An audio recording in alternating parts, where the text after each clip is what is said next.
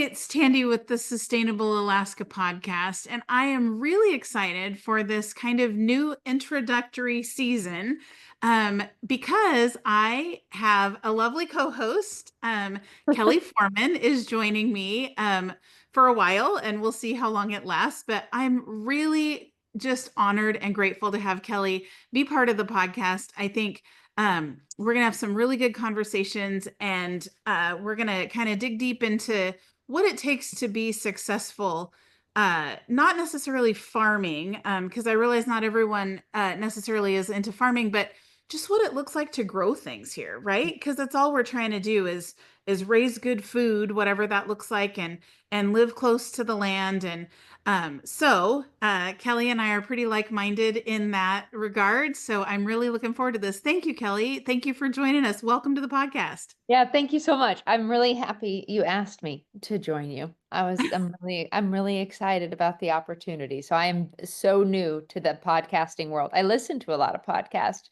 but sitting here, when you're asking me my opinion, I don't really know. I don't know it. I don't know. So this is a fun new experience for me.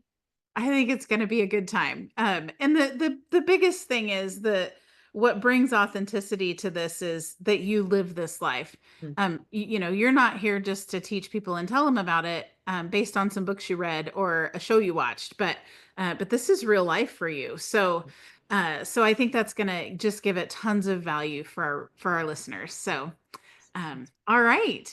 So we thought we'd start this first initial podcast just kind of as an introduction. You can get to know a little bit more about Kelli. You can get to know a little bit more about us.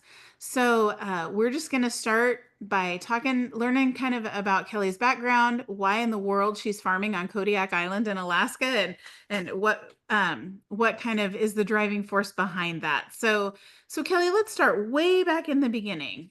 When was the first time that you remember anything about being on a farm or being raised on a farm or living on a farm? What's your first like initial farm experience?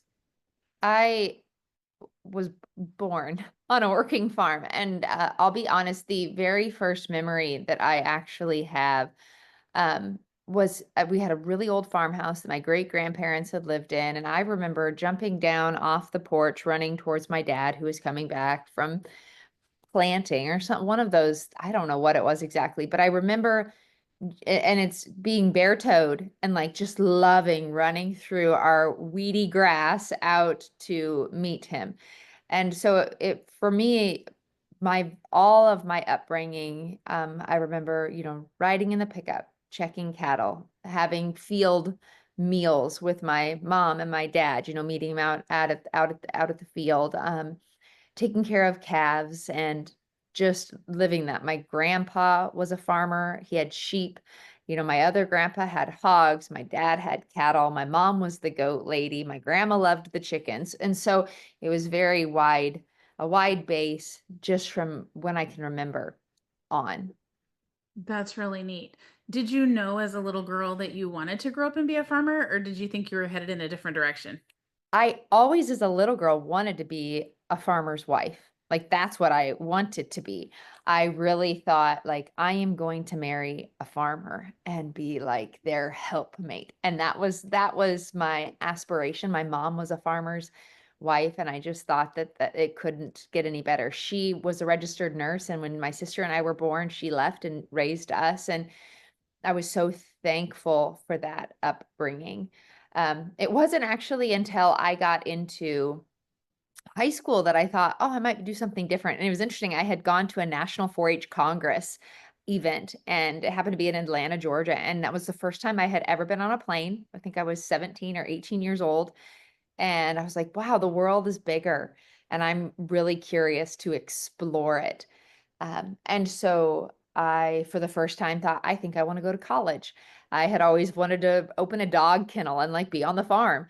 And so that's when kind of things transitioned. So I left that to where then I was a communication major. I was going to go work for an organization. I was going to do something different. I wasn't going to farm. I left the family farm, only to have it, burned deep within me to when I got to Kodiak again, not farming. And then now we have a farm here. So You just couldn't help it. couldn't help it. Yeah. Fair enough. Yeah. So were you raised in Alaska or were you raised in the States? In the States, in Nebraska. So all of my family is Nebraskans, and we still have our family farm down there that my parents live on. We still have my grandparents' homestead that is down there. And so when we visit, that's where we go. That's home. That's your other home. That's our other home. That is true. Yeah. So what brought you to Alaska then? And did you go Yeah. to Kodiak? I did. I found out my cousins had been up here. He was worked on a charter fishing boat, and my grandma didn't want to go to Alaska to visit him. My grandpa was going, and I was like, I would love to go, Grandpa. So my grandpa and I went on a fishing trip, and I just fell in love with Kodiak and came back the next summer as a volunteer summer day camp counselor at a Christian camp, and um, decided then that I was like, oh, I think I want to work there, and finished college. And then I had the opportunity to do my college internship at Kodiak Baptist Mission within communication and did that. And then as I was finishing the internship, the person I was interning under took a different position. So I stepped into that role, and I have been actually I'm stepping into the executive director role in September of Kodiak Baptist Mission. So I started at the very beginning, and I'm 21 years later still here. Wow, that's really neat. So do you have your own farm or is this part of Kodiak Baptist Mission or how does that play out? So those are where those things get interesting a little bit. I live on the property at Kodiak Baptist Mission. However, it's my farm. So I own the animals, and I run different camps. I have a farm shop. However, it's very much a partnership. And so like we have a evening in Bethlehem that we do at Christmas time, and all the animals come in, and that is a as a group effort. I think that those are those neat things. I think Kodiak Baptist Mission needed a farmer. I happen to be a farmer. They had a lot of unused land, that had great potential. However, they weren't going to be able to do that. And so it became a really neat partnership. I help maintain the land by, doing our own version of rotational grazing and having the hogs dig things up. And so I hopefully help add value to that property, but yet at the end of the day, the buck stops with me. Don't call Kodiak Baptist Mission if you have a problem with an animal, or, if you need milk, it's Kelli. And so that's where um, I have a job, but I also have the farm, and then my husband is not the farmer. He's a licensed professional counselor. So he has a private practice business, and he has a whale watching business and other things. And so he gets wrangled into helping from time to time. But I actually ended up becoming the farmer at the end of the That's day. that's really fun. So instead of you marrying the farmer, your husband married the farmer. Absolutely. And it's so neat. We talk about, and I'm sure that you're the same way. We've been married 19 years now, and we kind of joked, we're like, gosh, the people that we married 19 years ago were a little different. Like, I would have told him, oh, there's no way I'll never do all the things that I'm doing now. And I think, that's where our faith is so important to things that like we grow with each other. And it's just made our relationship all the better and stronger. But goodness, we're both in such different places, and it's just an adventure every day, which I'm sure that you have your own version of that. I know your husband is super supportive in all your crazy endeavors. Yeah, they are. Some of them are crazier than others, and he is super supportive. And sometimes, as hard as it is for me to hear, sometimes his best support is, we better not. Mm, But that's really good too. Gene has his feet firmly planted on the ground, mm, and I like to say like his feet are planted on the ground and his roots run deep. And I think that's whereas I'm more, I'm ready to fly. right. And there's something beautiful about a marriage with two people. I think he's been able to go further in what he does because he has someone behind him who isn't scared of, but what if, but what if, but what if.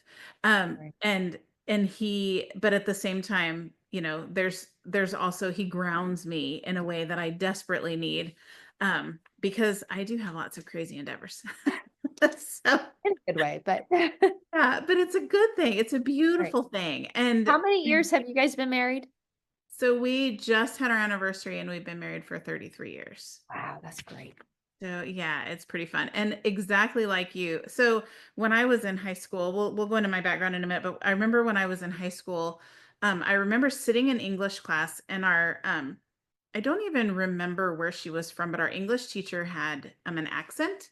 Mm, I remember just thinking, because I was raised off grid in the middle of nowhere, and I just remember thinking, I don't care where I live, but I want to live somewhere where I have the accent. Like I want to be the one that talks different than everyone else. I want mhm, and then actually later in high school I decided I went to Seattle for something and absolutely fell in love with Seattle and I was like, okay, this is it. This is where I want to live. But I want to live like right next to Pike Place Market in I want to live like above a bookstore in a mhm, little apartment where I can have my just like three plants is all I wanted, like a tomato and whatever.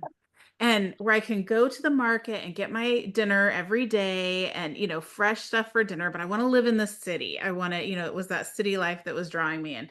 Um and then Gina and I started dating and that was kind of the end of that because he is not a city boy, but and I'm not a city girl either. That's the thing. It might have been fun for a minute, but I don't think I could have stayed there. And where are you both from originally?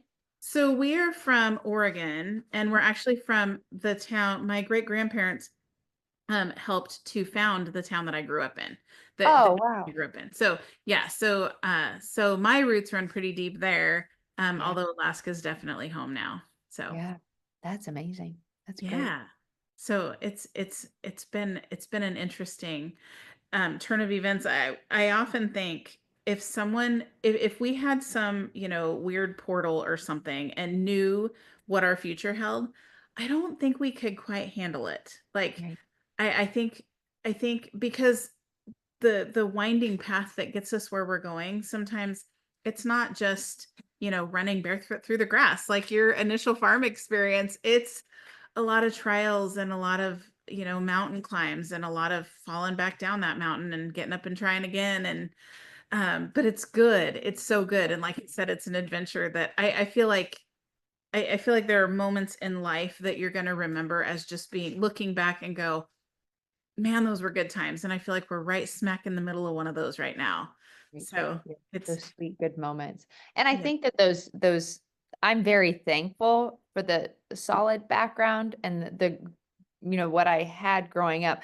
I think it does help a lot. I was talking to a friend this week and she was like, I don't think I can handle this goat stuff anymore. I'm just done.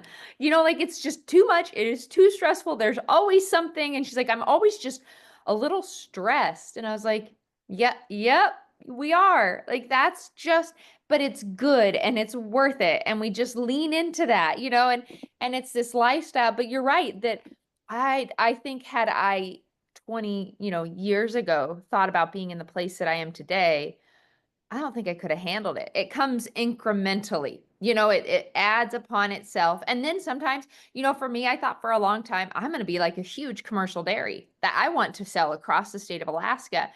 And then you get that kind of that knock a little bit, that bring you back to your roots, bringing, my husband a little bit like, what do you actually want? What's the best for our family? What's the best what's your overall goal here for you, and our family? So those are all those things. And I think like you said, this season's sweet, but gosh, it took a lot of ups and downs to get there. And then I know there are more of them that are going to come that'll continue to level us out. Like, oh, I don't want them, but they're going to come. Yep, it's true. And it's what makes us who we are. Yes. Yeah. So what animals do you have on your farm right now?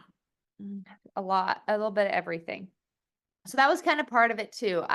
Growing up how I did, I realized, my mom has MS, my sister had Crohn's disease. Very much a lot of the animals that we had were for health reasons. Our food was our medicine growing up. And I didn't have any of those things. Yet I realized that the animals were my medicine. They were a lot of the mental stability that I had been able to get. And so when we were putting together our farm, I realized, oh, I like them all, and they all have an important part. And just like a family, they all can help each other. So, I have sheep, and the sheep are my weed mitigation plan. And we have the hogs, and the hogs are meat, but then they are also that rooter that helps me, helps our ground area. So we have our hogs. I have obviously the goats, and the goats' primary purpose is dairy, but I always say you can't be in the dairy business and not be in the meat business as well. So we support a lot of families here in Kodiak. And then we have a free range beef cattle herd of about 35 on a nearby island here that's really free range, very not your normal beef beef herd, very different. And then I brought in the Jersey cows, and we do A2 milk now with the goat milk. Way more chickens than I think I would like, but I love eggs. And then we have geese and ducks, and I have donkeys, a mule and a horse. I think that gets us. I think, and the best is the farm dog out of all the animals. Penny the dog is my all-time favorite. So it's a little bit of everything there. You do have quite the menagerie. Yeah. That's really fun. And so is everyone kind of on your little local space there, Yep. except for the beef Except cow? for the cattle there, and I can see the island that the cattle are on, but otherwise they're all within about really everything's about a 5 acre space. One of the things about Kodiak, it's so wet here. So everything has to be able to be inside. So like I don't have all the cat. I mean, I don't have all the Jersey cows. I have enough that I can support to be able to have a nice dry space. And then now it's very much to like, how much can I muck?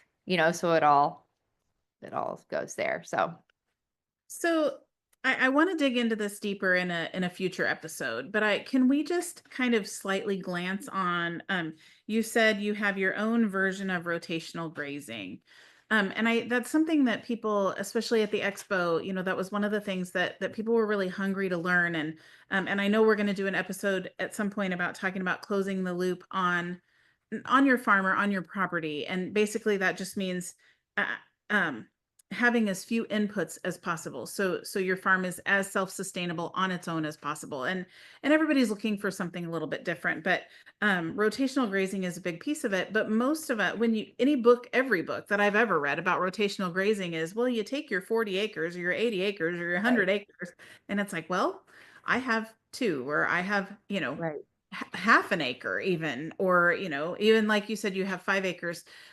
So can you just kind of skim on that a little bit, because even I'm super curious about how that's working for you, It's especially in a wetland. Yeah, it's so hard here. When we originally started, all of the pasture was just mud. There weren't two pieces of grass that could go together. And so we really started by sectioning off areas. And so where we have gotten, our main priority was to begin to regain grass, the opportunity for there to even be growth, because it's so wet and so easy for everything to be just ruined. So then, you start to have what you think is going to be grass that grows. Well, it's not. The soil has just been demolished by hooves or by whatever it is. And so you end up with a lot of weeds. That's where like our sheep have come in. So as we are looking towards rotational grazing, like it's very much a trial and error. I want so badly to be able to follow the Joel Salatin method, and it's so beautiful. You're like, oh, this is so easy. It is not easy, because getting electric to where it needs to be. And I was like, the sun does not shine here. Solar will not work. And then I was like, and how does he get his little fences to stay up? Because my sheep run right through them, and my hogs are not taking this whole electric wire training very well. So we are Maybe they need still to read the book. right. Have you had them read the book? They also need to do that. The part though that I take a lot of I guess I don't know the right word, but one of the things Joel Salatin does say is You're trying to get to year 15 at year 2. He said, I didn't get to year 15 in 2 years. And so what we're currently trying to do is to reestablish ground into good soil, being able to then say, okay, now I've got the buttercup situation under control here. So now my sheep or my cattle, like I put the sheep on there first. Well, now I can put the cows on there because I'm not worried that they're going to have over buttercup because I got milk cows, So like right now we hit stage 2 and that's pretty good. So stage 1, we didn't have any grass. Stage 2 was we had all buttercups. Stage 3 was we got sheep. And the sheep, then I realized if I could put the sheep on the ground before the buttercups flowered, now I have established grass. I take the sheep off after they take care of the buttercup problem. I put them into a new pasture. Unfortunately, it's too far gone. So that's going to be next year where I'm like, oh, I got to get them there sooner. I got to go grab a couple more sheep. But the cows are on there and they're actually eating. And so I thought, okay, now the experiment is with the cattle. I know how much hay I'm feeding. Let's see if this helps. I'm still going to feed all my normal staples. I'm not going to, and you know what? They're eating less hay. I was like, oh, we are winning. Like we have hit, now we've got this plot. Now next year we're going to move to this second one. The hogs helped a lot. We had some bad windstorms and, you know, I really thought I'm going to put them on and everybody said, you are ruining this ground. Like this is not going to work. And it looked horrible. It did. But after I took the hogs off after a season, it was my own way, like I couldn't do, I didn't have enough me power to get all the places, to have electric wire. So I only had so many. I did what I could do. And then I planted barley and other grasses on that area. And now I have the most beautiful established pasture that doesn't have overrun with the buttercups or, weeds that the animals can't eat. And again, then I could put the donkeys on that and I manage my hay and I see, oh, we're eating less hay. That was a win. So now the pigs are on another plot for the season. We'll plant. So that is my own version of rotational grazing, and a lot of it is trial by error. I think that's big for Alaskans, though. We don't have Virginia ground. My ground is so different than your ground. Even my ground is so different than even if I go 20 minutes out the road here. Keep a notebook, try your own things. Be inspired by others, try those things, and then be in it for the long game a little bit. For sure. Yeah. And know that there isn't one of us who hasn't, if we're at, stage 2 or stage 3 Right. and you're at stage 1, um, we all started at stage 1. And I know for us, when we planted our orchard, we were at stage 1 for a really long time. I mean, people look at this, 12-year-old orchard and they're like, this is beautiful. And like it just magically appeared because it is gorgeous. And Jean really had a neat vision for how to build it. But the first year, we spent almost everything we saved for a long time to buy these 100 stupid trees, but he wanted to buy, a little bit bigger trees. He wanted to kind of, so we saved and saved and, we didn't go to Hawaii. We drove old cars, all the things. And the first batch of trees that we got came with fire blight, which isn't even a disease that's in well, it is now. You're welcome. Oh, It was a disease that wasn't even in Alaska. And so when we called them and said, well, we had someone from the state come and identify what was wrong with all these trees that looked like they burned, they were like charred on the outside. And I don't even remember all the details, but, and he said, well, this is fire blight, but we don't have fire blight in the state. He said it had to have come from your trees. And so when I called the company and said, you need to replace these trees, the guy was adamant. He said, well, we don't have fire blight on our orchard anywhere. So it must have come from your neighbors. But what he doesn't understand is we don't have any neighbors. Like, and the neighbors, everyone around us has at least 10 acres and nobody has any apple trees. We're the only ones with apple trees. It didn't come from neighbors, but they didn't stand behind them. So you take a step back, you save more money, you buy new trees. I mean, it was not, and not everyone's doing this on a commercial scale. Not everyone's buying 100 or 300 trees at a time, but even if you just buy, a couple apple trees, it's still an investment, but it's an investment in time. Apple trees take 3 or 4 years to produce, and we just bought a little baby milk cow. She's 5 weeks old, and it's Yeah. funny because my whole life I've wanted a milk cow since the time I was a little girl, and I've waited and been patient. I've always been like, it'll happen, it'll happen. And now that I have her, I have never been so impatient to have my own milk. It's funny. It's like, can she grow up now? It's got to be close to time to breed. Not quite yet. Oh, it's so true though. You're so right. But it starts from, like we were talking about the winding paths that it takes, and we do. And like you said, people said you're ruining your property, but something in you knew, what, I think that having these hogs out here is actually helping, which Yeah. by the way, we cleared our initial field with hogs too. And that's where we have really good soil in there. They do a good Work. job. It's amazing stuff. Yeah, it is. So I think that's really neat. So now so I know a question that we're going to get, because this is a question that everyone's asking. Yeah. You have beef cattle. How do people, can you buy beef? I know most of your stuff is only available in Kodiak. Does your Right. beef come off of Kodiak, or is it only for people there too? It stays with us.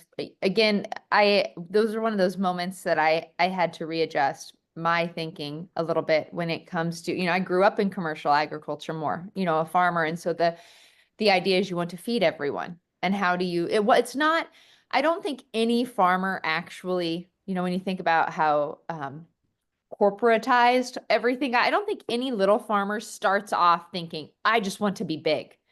I really think it comes down to, I just want to feed more people. And Yeah. I think sometimes it gets lost then when you get away further and further away from the farmer, it becomes all about the money, because it's not about the money as a farmer. No farmer, no, gardener goes into this like, I'm going to make money. No, you want to feed people. You want to bring joy. That's where the heart is. And so, originally I thought, oh, we're going to get so big. We're going to feed so many people. And then I realized there's so much food insecurity right here on my island. So while we're bringing in 95% of everything onto this island, why am I trying to export any of it off of this island?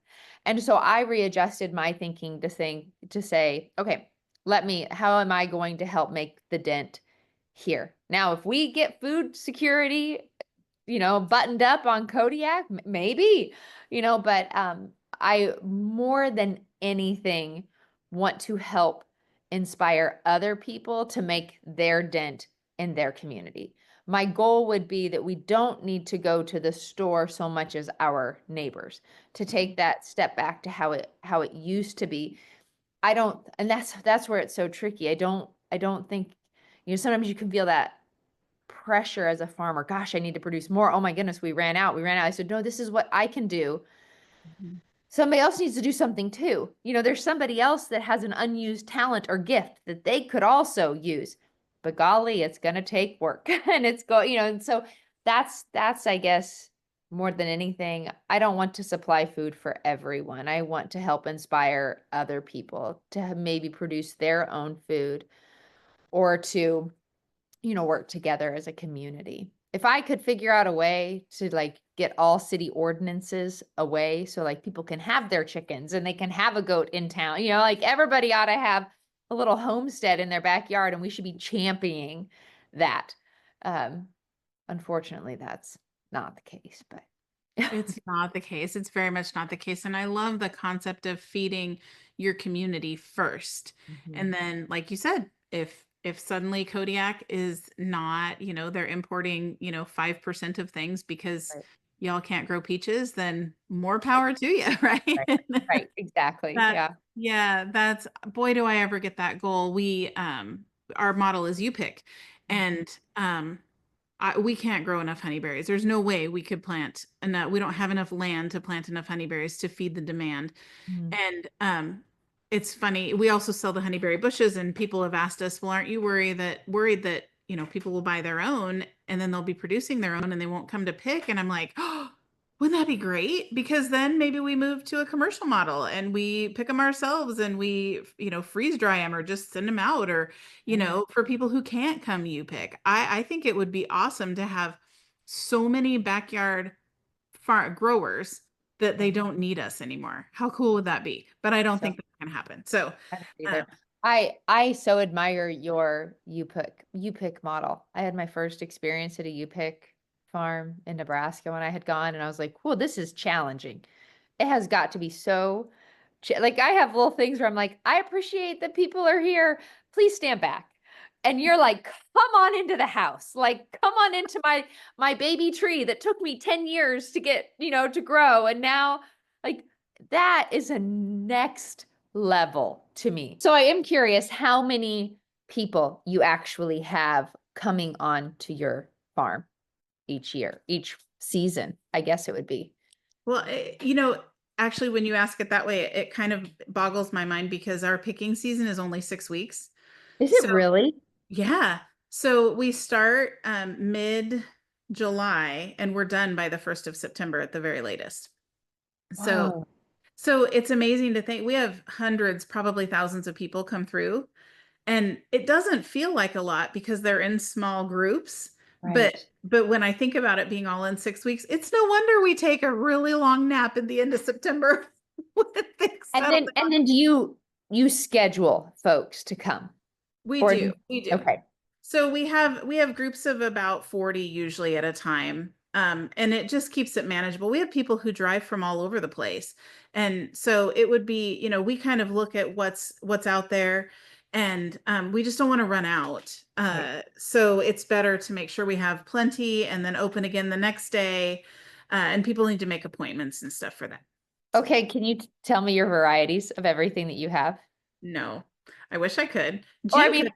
like your main, you have Oh, apples, oh you yeah, have yeah, yeah. honey, Okay. like your main varieties. Yeah. No, Okay. yeah. So we have apples, and I'm just going to go in order of the orchard. So we have 5 acres of orchard, Okay. and it's all fenced in. And then we Wow. just cleared another 2.5 acres, because we've got some kind of cool things going on out there. So in within the 5 acres of what's producing right now, we have apples, and we have black currants, and we have cherries, and we do a bush cherry model. So they're much hardier for where we live. And they also, we can't have ladders. Our insurance says we can't have ladders. So people can actually reach to pick the cherries. So that's good. Huh. And then, yeah, and then we have red currants and Saskatoons, or sometimes they're called service berries. Wow. And then honeyberries and honeyberries and honeyberries and honeyberries. We have thousands of honeyberry plants. And then we have um, r- golden raspberries and red raspberries. And then that's what's producing right now. I think that's everything. And then we have sea buckthorn, which is the citrus that grows up here. They're like little tiny citrus berries. Right. Ours are producing this year for the first time, but they're not going to produce enough to do anything with. So, I mean, we will enjoy the harvest on those for a few years. So, Wow. yeah, so it's pretty fun. So we And open now up you have a cow too, correct? Oh, well, so here's the thing. We have older kids. We have our kids are our older group of kids are 29, 30, and 31. Okay. And they were very involved in 4-H when they were in high school. And we'd make the trek to the fair every year and spend 10 days driving back and forth to the fair, and that was really fun. But when they left, I kind of felt like the heart of the farm left too, as far as animals go. But Gene was getting his orchard going, and that's kind of where his heart was the orchard. And don't get me wrong, I love growing food. Like I love growing fruits and berries and things like that. But the orchard is really it's really his passion project. It's his life. And I love being able to support him. But when my kids left, it was hard, and we had Abby, but Abby was like 2 or 3 years old.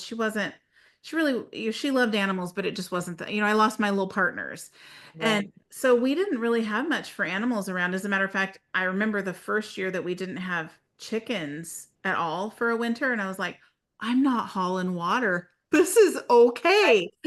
Right. Buy Right. eggs. I'm like, everybody's got eggs. I'm just gonna buy eggs. Forget it. I'm not hauling water. So Yeah. we did that for several years, and um, but it just always felt like something was missing. Mm. And but you wait for the right time, and it finally became, it felt like it was time to maybe get some more chickens. And so then we just started doing meat chickens because I can still get eggs from, local people. But the more I was learning about what's in our chicken, and I remember, I don't know, 4 or 5 years ago, I was trying to make fried chicken the way my granny made it, and I couldn't get it to get crisp because water or something. I don't even know what was coming out of that chicken, but it was not right. And I just remember thinking, you know what? I'm over this. So we grew out like 20 or something chickens that year, and then we've increased it. Now we grow a couple hundred meat chickens out every year. But um so that's kind of, where we dipped our foot in. Was we'd done meat chickens before, but just when the kids left, we just kind of got out of all of it. So we got back into meat chickens. And then, if you've already got chickens, you might as well get some egg layers. Those puffy cheeks on those Americanas, they're so cute. And so Yep. and then we thought, well, we might as well do turkeys, and because we've already, we're already got poultry, we might as well throw turkeys into the mix. And then now we have our milk cow. So now the plan is we have 2.5 acres left. And so that's kind of, and Gene calls that mine. Nothing is mine or his or anything, but it's more, Right.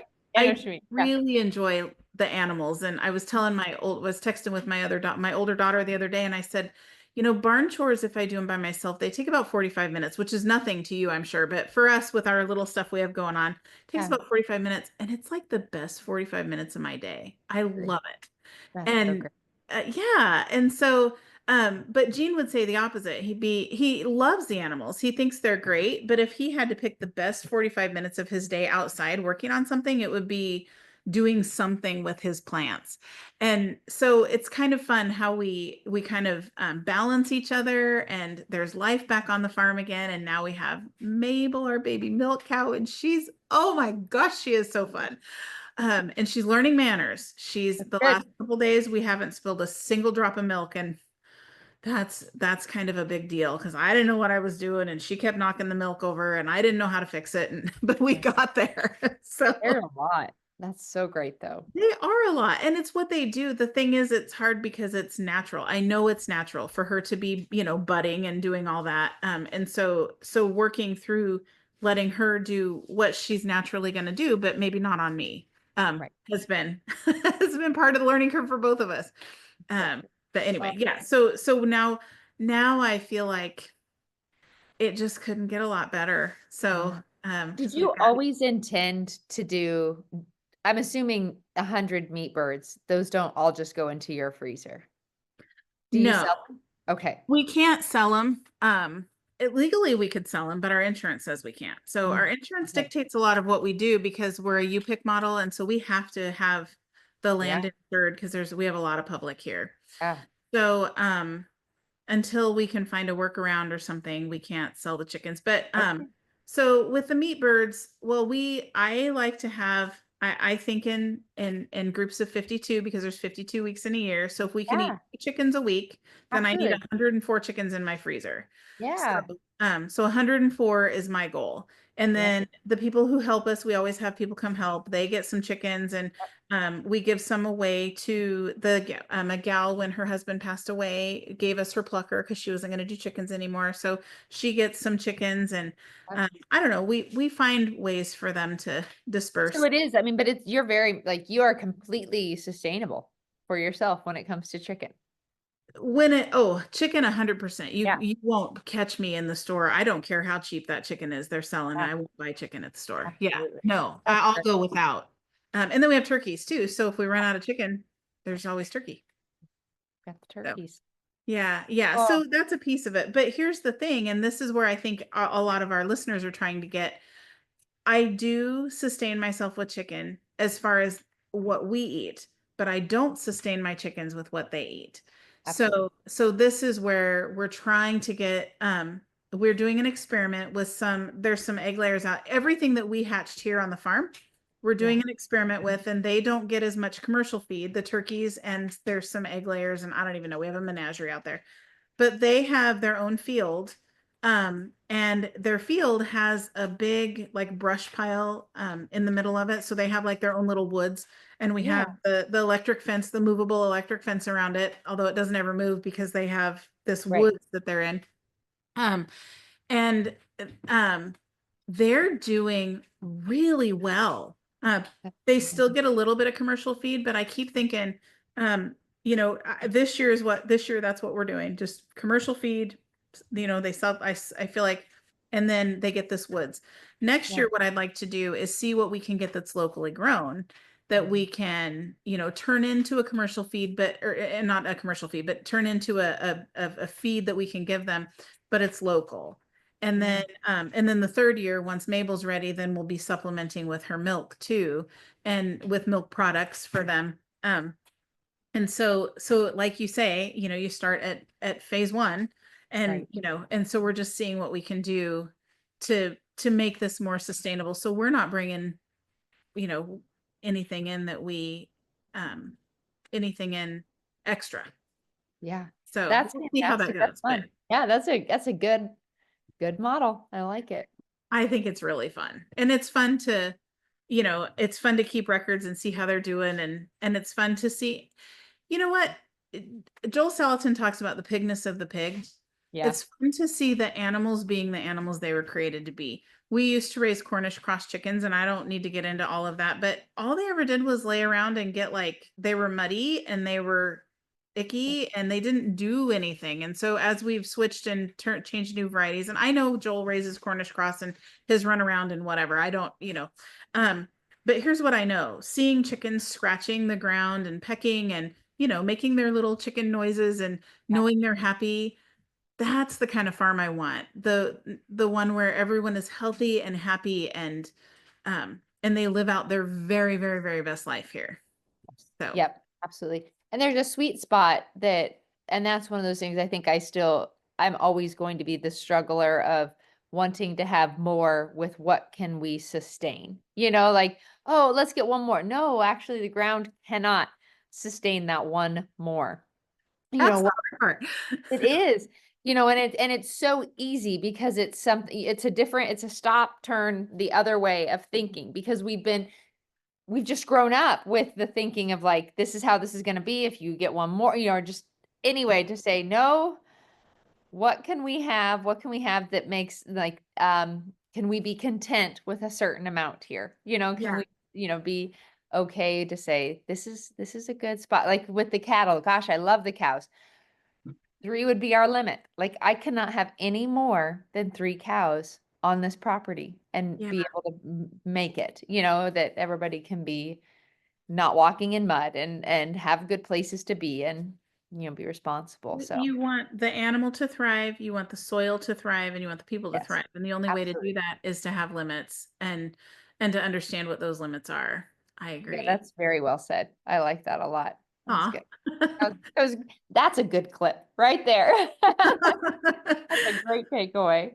Oh gosh. Well, Kelly, I have one other question for you from way back in the beginning, and that would be you were talking about your field meals, and this is surprisingly a conversation that comes up. It's not necessarily field meals, but it's like you know how it is up here. And I don't, do you guys have 24-hour daylight down Not there? Or is it 24, no, but it's a lot. I mean, pretty it's close? for us, yeah. Yeah, yeah. Well, I bet it's light when you get up and light when you go to bed. Yes, yes. Yeah.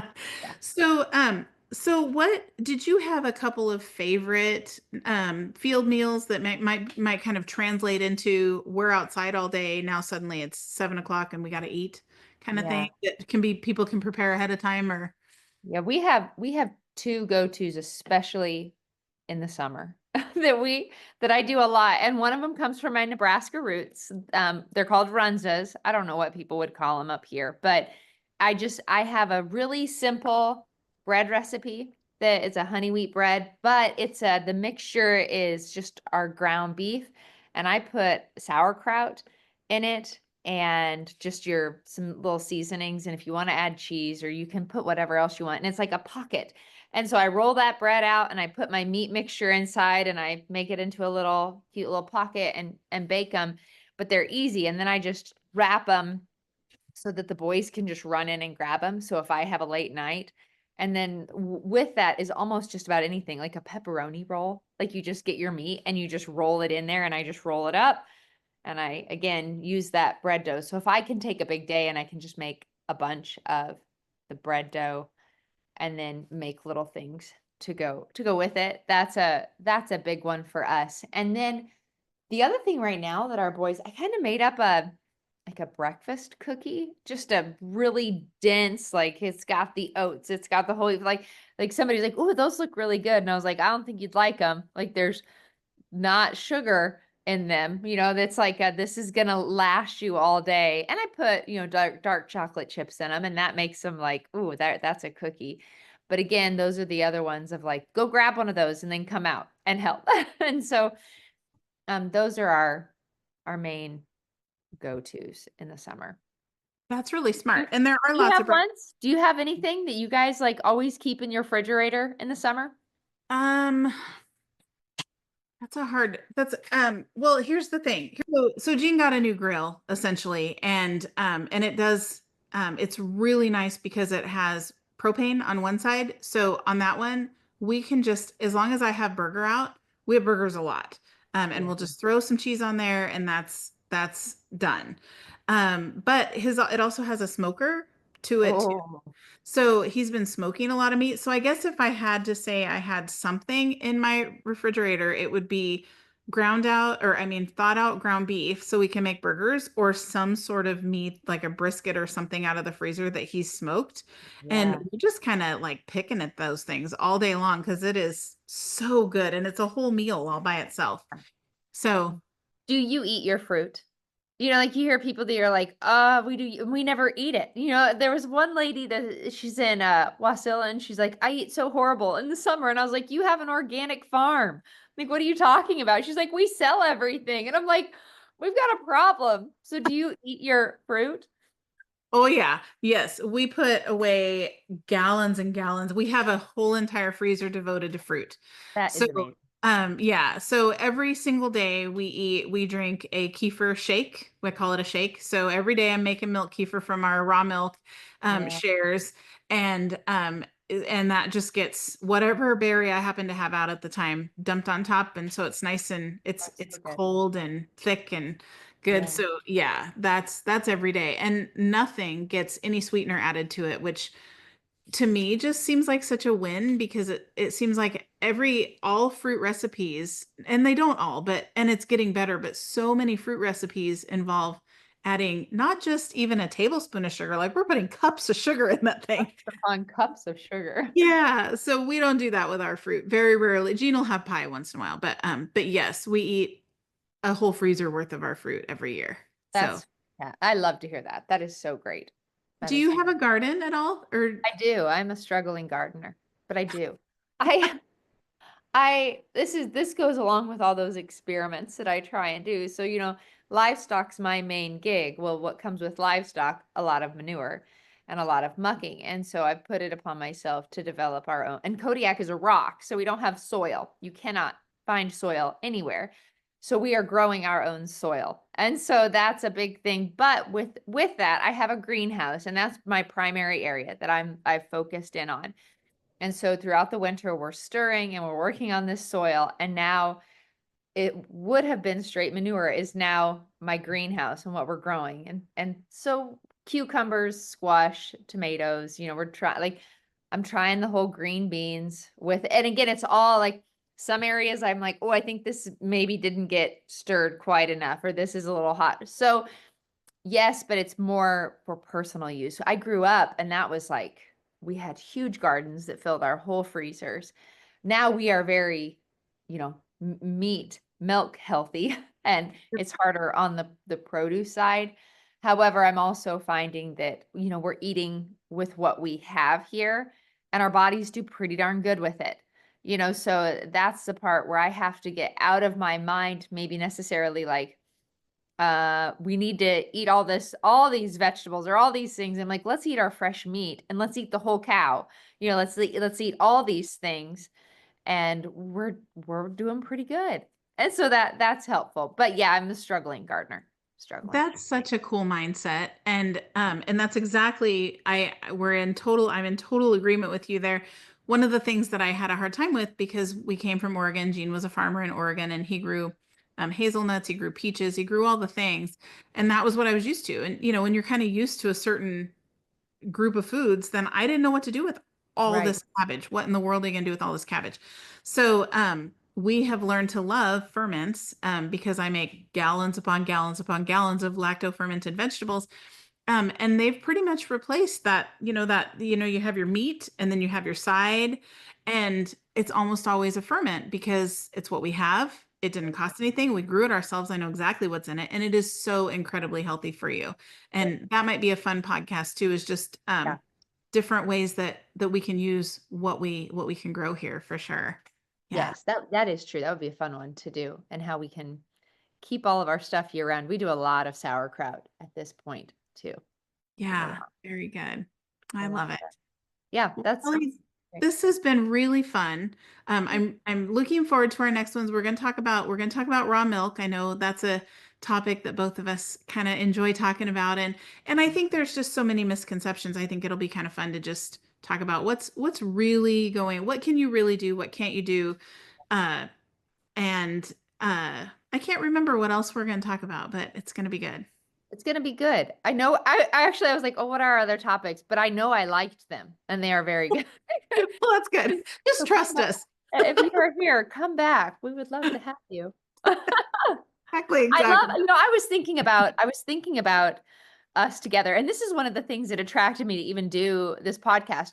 We are very similar when it comes to our convictions and beliefs, right? So like our foundational values and beliefs are very, very similar. Yet in our day to day, we're very different still in how, the types of things that we do, and how we, just being in different places in Alaska are very unique. So I think that they'll hopefully complement each other well also. And I want to, as we get going, because an area that you do so much in, you have grown such a community within our homesteading community in Alaska, developing that expo and then being willing to do it year after year. Like last year was my first one, and I'm sitting there at the end like, oh, I don't know, I bet you Tandy's not going to do this. And you're like, I have next year's speakers all ready to go. And I'm like, you're kidding me. You're like, and again, in your own respect, I was like, oh, to have the motivation to keep going and then to draw a community. So I know there are folks, that I even talk to,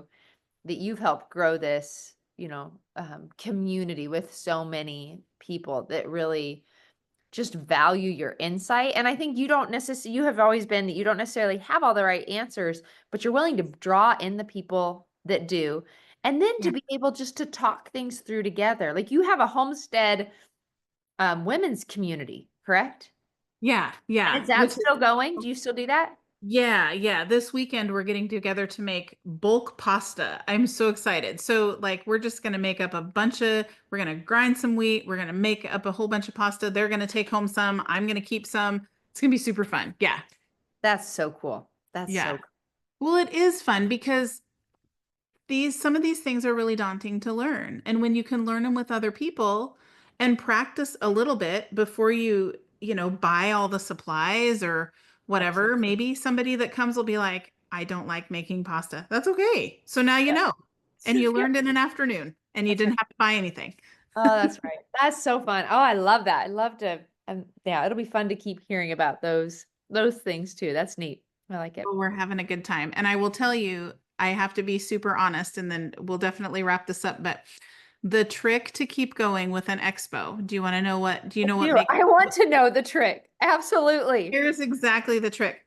I announce who our next year's speakers are at the current expo, and so my feet are all in. I don't have any choice. If I had to make the decision on Sunday afternoon when everyone's going home and I'm dead on my feet and I tend to be a pessimist to start with.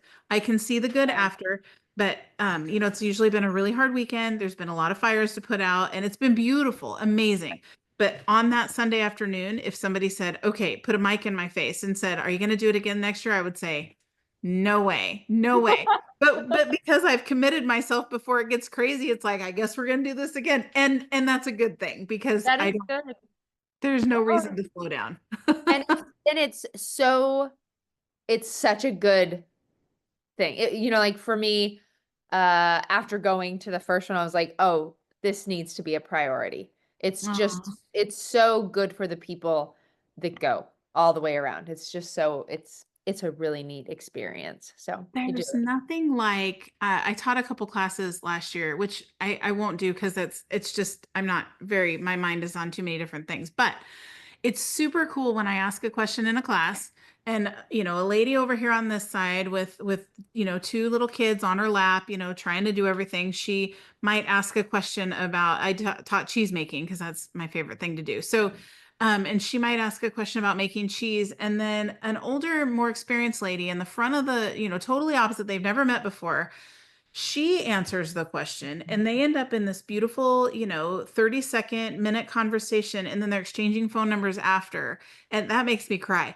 because then that right there is what makes me say, we're putting together something really cool and something so much bigger than ourselves Yeah.